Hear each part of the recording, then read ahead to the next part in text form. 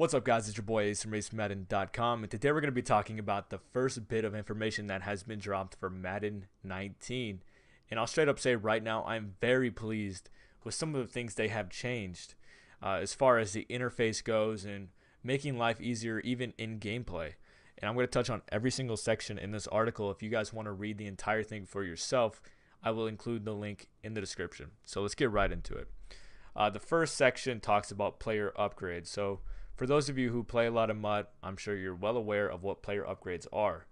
What they have changed this year is they have changed the interface, so you don't have to go through all of those sets, which was a complete pain in the ass.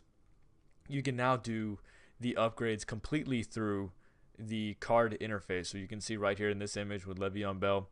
If you want to upgrade Le'Veon Bell to tier 2, you can just do it right here, right through the card interface, which is super convenient. They're eliminating a lot of waste with the interface. It's going to be the UI has been upgraded tremendously. I'll say that straight up.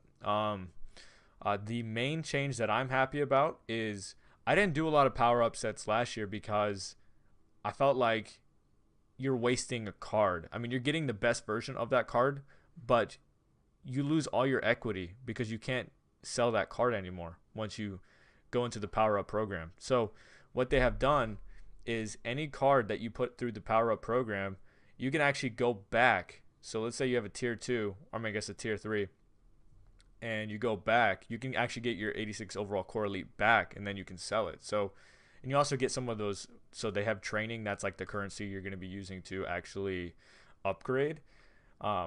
They're going to reimburse you on some of that training as well. So you're not just getting the card back, you're also getting some of that training back. And to me, this is extremely fair. If they want to continue with the power up program, this was the way to do it. And you know, that's all there really is to talk about the power up program. Those are the two pros. I don't believe there are any cons. We haven't got our hands on the game yet. But that is it for the power up program. And next, let's talk about chemistries. So next we're going to talk about chemistries, and they've done something this year that I really didn't think they would do, but it really puts more power in our hands, not in EA's hands, which is, I'm surprised they've done it, but this is going to make for a better experience in my opinion. Basically what they've done, and they don't have full details here, they have eliminated stock chemistries, and I guess that's the best way I can put it. But you know how they would release a really good card, but it might have a really shitty chemistry on it, and you really wouldn't want that card because it's not going to fit on your team. So what they've done now is they're going to include team chemistries, but the scheme chemistry is going to be up to you. You are now going to have the ability to put what chem you want on that card. Now, like I said, they don't have full details here.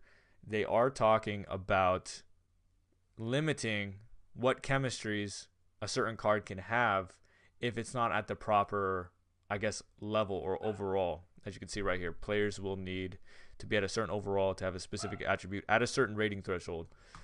So we don't know full details there on the chemistries, but it looks like it's going to be in the right direction because they're now giving us more power to customize these cards to how we please.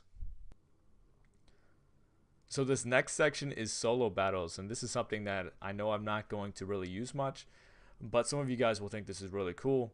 And what it is an alternative to Weekend League. And you know, you'll be playing the CPU, and the way it works is you'll be playing 13 games per week, and in each game you will try to earn the highest battle score. So battle score is how they kind of that's your own leaderboard. That's how you hit the different reward tiers. And you know, as you see right here, the higher the difficulty, the higher the multiplier. So all Madden, high risk, high reward, I'm sure. 3-minute quarters. As you can see right here, 14 different reward tiers. There is going to be a leaderboard, so I'm pretty sure.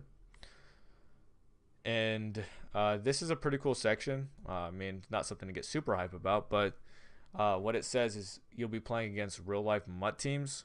So not real players, but they randomly select MUT squads that you'll be playing against. And if you play MUT, you are potentially eligible to have your team chosen and represented in solo battles, which is pretty cool. I mean, I don't see anything wrong with that at all. And the last thing is how they split up.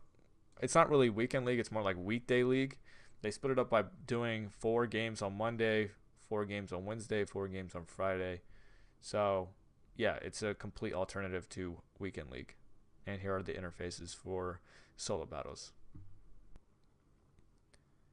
In Madden 19, they're going to be expanding the MUT Squad experience by including squad challenges. So what this is going to be is a way for you to kind of chill with your friends and not be so serious about competing against 3 other guys, as well as just completing challenges. And you get coin rewards, and as you can see right here, it says squad challenges serves as a pseudo practice environment for squads that just want to get some extra reps in before taking on the competition. So it's really cool that they're giving the option to kind of play offline. I mean, it's still online, but you don't have to compete against other people. You can get some chemistry with your teammates, or just kind of mess around and not be too serious about MUT squads. And the last section is something that I'm very excited for because it actually pertains to the gameplay itself, not even just MUT. This is game wide. And what they've included is specialist positions. So as you can see right here, we have a bunch of new positions on the depth chart. So rush right, left defensive end, rush defensive tackle, slot corner, sub linebacker, power halfback, slot wide receiver. So basically what these positions, like the purpose that they serve, is that it's going to make it easier for you to situationally have the right players on the field at the right time. So for instance, if you're going to actually, I'll just highlight the section here. Instead of having to manually sub a defensive end down to defensive tackle out of nickel, just assign that player to your rush defensive tackle slot, and he'll already be there every time you call a nickel defense. So you don't actually have to go to your formation screen and manually sub in that guy. All you have to do is go to your depth chart, have it set, so every single time you select nickel, he's already there at defensive tackle, which is very, very helpful. You don't have to constantly move people around.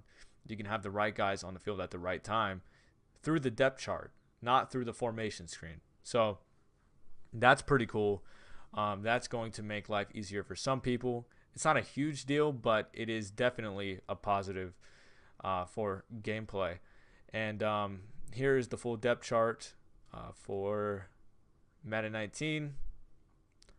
And that's it for the video, guys. We've covered everything. If you guys want to read the article in depth on your own, because I'm sure I missed some details, and I know I didn't really talk a whole lot about solo battles and how it works, but like I said, I'll leave the link in the description. So thanks for watching, guys.